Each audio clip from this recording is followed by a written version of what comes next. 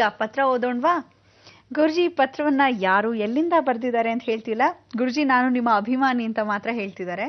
ಈ ಪತ್ರವನ್ನ ಓದುವ ದಿವ್ಯಾ ಅವರಿಗೂ ಹಾಗೂ ನಮ್ಮಂತ ಪಾಪಿಗಳ ಉದ್ಧಾರಕ್ಕಾಗಿ ಕಲಿಯುಗದಲ್ಲಿ ನಮ್ಮೆಲ್ಲರಿಗೂ ದಾರಿದೀಪವಾಗಿರುವ ನಮ್ಮ ಪ್ರೀತಿಯ ಗುರುಜಿಯವರಿಗೂ ಅನಂತ ಅನಂತ ಭಕ್ತಿಪೂರ್ವಕ ನಮಸ್ಕಾರಗಳು ಅಂತ ತಿಳಿಸ್ತಿದ್ದಾರೆ. ಗುರುಜಿ ಅವರ ಈ ಪ್ರಶ್ನೆ ಎಲ್ರಿಗೂ ಸಂಬಂಧ ಪಡುತ್ತೆ ಗುರುಜಿ. ಅಂದ್ರೆ ಗುರುಜಿ, ವರಮಹಾಲಕ್ಷ್ಮಿ ಹಬ್ಬದಲ್ಲಿ ದೇವಿಗೆ ಅಲಂಕಾರಕ್ಕಾಗಿ ಒಡವೆಗಳನ್ನು ಹಾಕ್ತಿವಿ. ಈ ಒಡವೆಗಳ ಜೊತೆ ಬೇರೆ ರೀತಿಯ ಒಡವೆಗಳು ಅಂದ್ರೆ ಅಂಗಡಿಯಿಂದ ನಾವು ಕೊಂಡ್ಕೊಂಡ್ ಬಂದು ಹಾಕ್ತಿವಿ ಅಲಂಕಾರಕ್ಕಾಗಿ, ಅವಾಗ ಏನಾದ್ರು ದೋಷ ಆಗಲ್ವಾ ಗುರುಜಿ? ಅಂದ್ರೆ ಚಿನ್ನ ಅಥವಾ ಬೆಳ್ಳಿ ಬಿಟ್ಟು ಬೇರೆ ಹಾಕ್ತಾರಲ್ಲ ಗುರುಜಿ, ಅದು ಹಾಕಬಹುದಾ? ಏನಾದ್ರು ದೋಷ ಇರಲ್ವಾ ಅಂತ ಕೇಳ್ತೀವಿ. ಆರ್ಟಿಫಿಷಿಯಲ್ ಅಂತ. ಮೇಡಮ್ ಅವರೇ, ನೀವು ಈ ರೀತಿಯಾದ ಪ್ರಶ್ನೆ ಕೇಳಿರೋದು ಬಹಳ ಸಂತೋಷ. ಆದರೆ ಎಷ್ಟೋ ಜನಕ್ಕೆ ಗೊತ್ತಿಲ್ಲ, ವರಮಹಾಲಕ್ಷ್ಮಿ ಹಬ್ಬಕ್ಕೆ ಹಾಕಬೇಕಾದ್ದು ಏನು ಒಡವೆಗಳಲ್ಲ. ಎಷ್ಟೋ ಜನಕ್ಕೆ ಹೇಳಿದ್ದೀನಿ, ಕಾರ್ಯಕ್ರಮದಲ್ಲಿ ಯಾವ ಕಾಲಕ್ಕೂ ಸರಿಯಾಗಿ ನೋಡದೇ ಇರತಕ್ಕಂಥವ್ರು, ಎಷ್ಟೋ ಜನಕ್ಕೆ ಗೊತ್ತಿಲ್ಲದೆ ಇರತಕ್ಕಂಥವ್ರಿಗೆ ಈ ಪ್ರಶ್ನೆಗೆ ಉತ್ತರವನ್ನು ಕೊಡ್ತೀನಿ ಕೇಳಿ. ನಿಜವಾಗ್ಲೂ ಯಾವ ಕಾಲಕ್ಕೂ ಯಾವ ಶಾಸ್ತ್ರದಲ್ಲೂ ಒಡವೆ ಹಾಕು ಅಂತ ಇದುವರೆ ತನಕ ಹೇಳಿಲ್ಲ. ಅವಳಿಗೆ ಇಷ್ಟವಾಗಿದ್ದೇನು ಅಂದರೆ ಅರಿಶಿನ, ಕುಂಕುಮ, ಹೂವು, ಇಷ್ಟೇ ಇಷ್ಟವಾಗಿರೋದು ಯಾರಿಗೆ? ಜಗನ್ಮಾತೆಗೆ. ಅವಳು ಯಾವ ಕಾಲಕ್ಕೂ ಕೊಟ್ಟರೋ ಒಡವೆ ನೀವು ಹಾಕ್ಕೋಬೇಕು. ನೀವು ಅಕಸ್ಮಾತ್ ಬಿಚ್ಚೋಲೆ ಗೌರಮ್ಮಂತರ ಎಲ್ಲ ಒಡವೆಗಳನ್ನ ಅಲ್ಲಿ ಹಾಕಿದ್ರೆ ಅವಳೇನು ಮಾಡ್ತಾಳೆ, ನೀವೆಲ್ಲ ಒಡವೆಗಳನ್ನ ಅಲ್ಲಿ ಅಮ್ಮನವ್ರಿಗೆ ಹಾಕಿರ್ತೀರ. ಕೂತಿರ್ತಕ್ಕಂಥ ಅಮ್ಮನವರು ತಥಾಸ್ತು ಇಷ್ಟೇ ಅನ್ನೋದು, ಏನು ಸ್ಪೆಷಲ್ಲಾಗಿ ಹೀಗೆ ಚೆನ್ನಾಗಿರು ಹಾಗೆ ಚೆನ್ನಾಗಿರೋ ಅದು ಕಥೆ ಎಲ್ಲ ಹೇಳಲ್ಲ. ತಥಾಸ್ತು, ಹೇಗಿದೆಯೋ ಹಾಗಿರು ಅಂತ.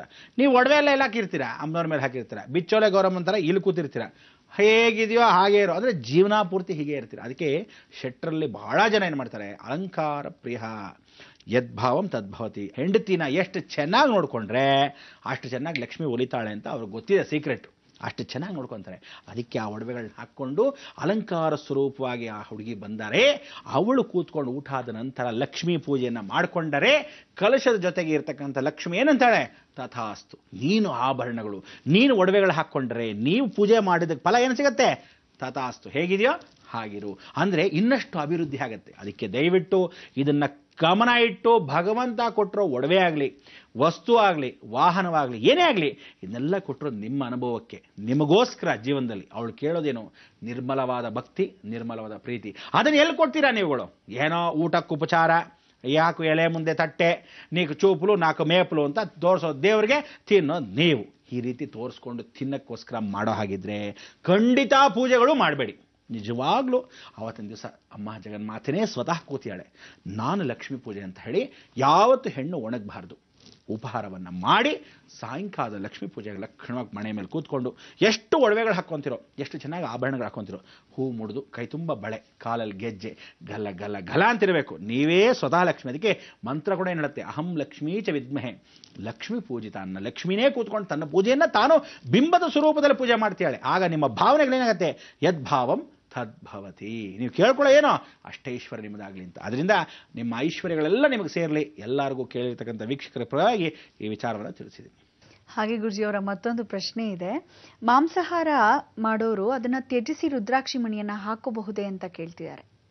ಮಾಂಸಾಹಾರ ನೋಡಮ್ಮ, ತಿಂದಾಕ್ಷಣಕ್ಕೆ ತೆಗೆದಿಟ್ಬಿಟ್ಟು ಮಾಂಸ ತಿನ್ನೋದು ಅಥವಾ ರುದ್ರಾಕ್ಷಿ ಹಾಕ್ಕೊಂಡಿರ್ತಕ್ಕಂಥದ್ದು ಯಾವ ಕಾಲಕ್ಕೂ ಮಾಡಿಬಿಟ್ಟು ಅದಾದ್ಮೇಲೆ ತಿರುಗಿ ರುದ್ರಾಕ್ಷಿ ಹಾಕೊಳ್ಳೋದು, ಇದೆಲ್ಲ ಖಂಡಿತ ಮಾಡಬಾರ್ದು. ಯಾವತ್ತು ತಿಳ್ಕೊಳ್ಳಿ, ನೀವು ಮಾಂಸಾಹಾರಿಗಳ ರುದ್ರಾಕ್ಷಿ ಧರಿಸಲೇಬಾರ್ದು. ನಿಮ್ಮ ಹಣೆ ಬರ. ಯಾಕೆ ಅಂದರೆ ರುದ್ರಾಕ್ಷಿ ಧರಿಸ್ಬೇಕು ಅಂದರೆ ತ್ಯಾಗ ಏನು ಮಾಡ್ತೀಯ ಅಂತಾನೆ. ಆ ರುದ್ರ ಅಕ್ಷಿ ಅಂದ್ರೇನು? ರುದ್ರನ ಅಕ್ಷಿ ಅಂದರೆ ಕಣ್ಣು. ಆ ರುದ್ರ ತಾನು 2 ತೊಟ್ಟ ಕಣ್ಣೀರನ್ನು ಹಾಕಿದಾಗ ಅದರಲ್ಲಿ ಉದ್ಭವವಾಗಿರೋದೇ ಈ ರುದ್ರಾಕ್ಷಿ. ಅದಕ್ಕೆ ರುದ್ರನ ಅಕ್ಷಿ ಕಣ್ಣು. ಆ ಕಣ್ಣುಗಳನ್ನು ನೀವು ಹಾಕ್ಕೋಬೇಕು ಅಂದರೆ ಸಾಧಾರಣ ಸುಮ್ಮನೆ ಹಾಕೋಬಾರ್ದು. ಈಚೆಗಳಾಗದೇ ಇರೋ ಹೆಂಗಸರಿಗೆ ನೋಡಲೇಬಾರ್ದು. ಮುಟ್ಟಬೇಕಾದರೂ, ಸ್ಪರ್ಶವಾದರೂ, ಗೊತ್ತಿದ್ದೋ ಗೊತ್ತಿಲ್ಲದೇನೋ, ದೂರದಿಂದ ಕಿಲೋಮೀಟರ್ದಿಂದ ಒಳಭಾಗದಲ್ಲಿ ಮನಸ್ಸು ಏನು ಸೂಪರ್ ಆಗಿದ್ದಾಳೆ ಅಂತ ಕೂಡ ಅನ್ನೋ ಹಂಗಿಲ್ಲ. ಹಾಕ್ಕೊಂಡ್ರೆ ಗ್ಯಾರಂಟಿ ಅಲ್ಲಿಂದ ಶುರು ನಿಮ್ಗೆ ರೋಗ ರುಜಿನಗಳು. ಅದರಿಂದ ರುದ್ರಾಕ್ಷಿ ಹತ್ರ ಆಟ ಆಡಬೇಡಿ. ಯಾವ ಕಾಲಕ್ಕೂ ಆ ತಪ್ಪಾರ್ಥಗಳು ಮಾಡಿಕೊಂಡು ಇಟ್ಕೊಂಡು ರುದ್ರಾಕ್ಷಿಗಳನ್ನ ಧರಿಸಿದ್ರಿ ಬಹಳ ಕಷ್ಟ. ಮಾಂಸಾಹಾರಿಗಳು ಅಕಸ್ಮಾತ್ ರುದ್ರಾಕ್ಷಿ ಧರಿಸ್ಬೇಕಾ? ಭಗವಂತ ಖಂಡಿತ ಧರಿಸ್ಕೊಡ್ತಾನೆ. ಯಾವಾಗ? ನೀನು ತ್ಯಾಗ ಮಾಡ್ಬೇಕು. ಮಾಂಸಾಹಾರನ ಸರ್ವದಾ ತ್ಯಾಗ ಮಾಡಬೇಕು. ಮುಗಿದಾಯ್ತು ಅಲ್ಲಿಗೆ ಹಣೆ ಬರ ನಿಂದು. ಅಕಸ್ಮಾತ್ ಕೆಲವರೆಲ್ಲ ಏನು ಗೊತ್ತಾ, ಈ ಉಂಗುರಗಳು ಹಾಕ್ಕೊಳ್ಳೋದು ತೆಗೆದಿಬಿಟ್ಟು ತಿಂದ್ರೆ ರೀ ಅನ್ನೋ ಥರ. ಅಂದರೆ ಕೆಲವರು ಇದ್ದಾರೆ, ಕೋಳಿ ಮಾಂಸ ಅಂತ ಹೇಳ್ಬಿಟ್ಟು ಒಂದು ಕೋಳಿ ಸಾಂಬಾರು ಮಾಡಿರ್ತಾರೆ. ನಾನು ಮಾಂಸಾಹಾರ ಬಿಟ್ಬಿಟ್ಟಿದ್ದೀನಿ ಗೊತ್ತಾ ನಿಮಗೆ, ನಮ್ಮ ಮನೆಯವ್ರು ಮಾತ್ರ ತಿನ್ನೋದು. ಕೋಳಿನ ತೆಗೆದಿಡೋದಂತೆ, ಸಾಂಬಾರನ್ನ ಹಾಕೊಳ್ಳೋದಂತೆ. ತಿಂದ್ರೇನು ಬಿಟ್ರೇನು ಪುಟ್ಕೋಸಿ. ಅದಕ್ಕೆ ಇದೆಲ್ಲ ಅರ್ಥಪೂರ್ವಕವಲ್ಲ. ತಿಂದೇ ಇದ್ರೆ ಪೂರ್ತಿ ತಿನ್ನಬಾರ್ದು. ಏನೋ ರುಚಿನ ಬಾಯಿ ಚಪ್ಪಲ ತಿಂದು ಸಾಯಿ. ಆದರೆ ಸರಿಪಡಿಸ್ಕೊಳ್ಳದೆ ಇದ್ದ ಪಕ್ಷದಲ್ಲಿ ನೀವು ಮಾಡೋಕ್ಕೆ ನಿಮ್ಮ ತಲೆ ಮೇಲೆ ನೀವೇ ಕಲ್ಚಪ್ಪಡಿ ಹೇಳ್ಕೋಬೇಡಿ. ಇದು ನಿಜವಾದ ಸಾಕ್ಷಿ ರೂಪದ ಪಾಠ. ಯಾವ ಕಾಲಕ್ಕೂ ಅಕಸ್ಮಾತು ನವರತ್ನದ ಉಂಗುರನೂ ಇದೇ ರೀತಿ ಈ ಒಂದು ಉದ್ದೇಶಪೂರ್ವಕವಾಗಿ ಹೇಳ್ತಾ ಇದ್ದೀನಿ. ನವರತ್ನ ಉಂಗುರ ಯಾರು ಧರಿಸ್ಬೇಕು ಅಂತಿದ್ದೀರೋ ಧರಿಸಿದಾಗ ಖಂಡಿತ ಮಾಂಸಾಹಾರವನ್ನು ತಿನ್ನಲೇಬಾರ್ದು, ಪೂರ್ತಿ ಜಗಿಸ್ಬೇಕು. ರುದ್ರಾಕ್ಷಿ ದೇಹದ ಮೇಲೆ ಇರಬೇಕು ಅಂದರೆ ಯಾವ ಕಾಲಕ್ಕೂ ಮಾಂಸಾಹಾರ ತಿನ್ನಲೇಬಾರ್ದು ಆ ವ್ಯಕ್ತಿ. ತಿನ್ನೋ ಹಾಗಿದ್ದರೆ ರುದ್ರಾಕ್ಷಿನ ಧರಿಸ್ಬೇಡಿ. ಯಾಕೆಂದರೆ ನಿಮ್ಮ ಹಣೆ ಬರಕ್ಕೆ ನಿಮ್ಮ ಮನೆಯಲ್ಲಿ ನೀವೇ ಹೊಣೆ ಆಗ್ತೀರ.